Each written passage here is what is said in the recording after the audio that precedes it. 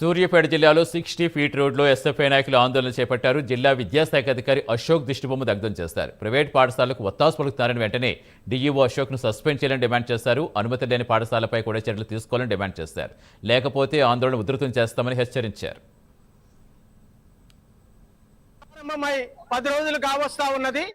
విద్యా సంవత్సరం ప్రారంభమైనటువంటి సందర్భంలో విద్యార్థులు ఎన్నో ఆశలతో కలలతో విద్యా సంస్థల్లోకి అడుగు పెడుతున్నటువంటి పరిస్థితుల్లో విద్యా సంస్థల యాజమాన్యాలు ఈ రోజు దోపిడికి తెరదీసినటువంటి పరిస్థితి ఉన్నది. దోపిడికి గేట్లు ఎత్తినటువంటి పరిస్థితి ఉన్నది.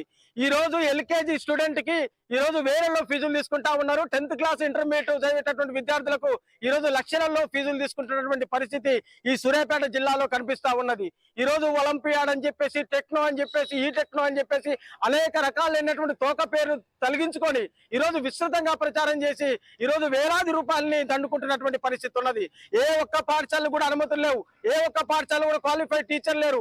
ఏ ఒక్క పాఠశాల కూడా ప్రమాణాలు పాటించినటువంటి పరిస్థితి ఉన్నది. సరైనటువంటి గ్రౌండ్ లేవు. ఫిట్నెస్ బస్సులు లేనటువంటి పరిస్థితి ఉన్నది. విద్యా బోధన సరైనటువంటి పద్ధతిలో జరిగినటువంటి పరిస్థితి ఉన్నది. కానీ ఈ రోజు పెద్ద ఎత్తున మాటలు చెప్పి, మాయ మాటలు చెప్పి వాళ్ళ విద్యా సంస్థల్లో కోడి పిల్లలను చేర్చుకున్నట్టు చేర్చుకుంటున్నటువంటి పరిస్థితి ఈ సూర్యాపేట జిల్లాలో ఉన్నటువంటి పరిస్థితి ఉన్నది.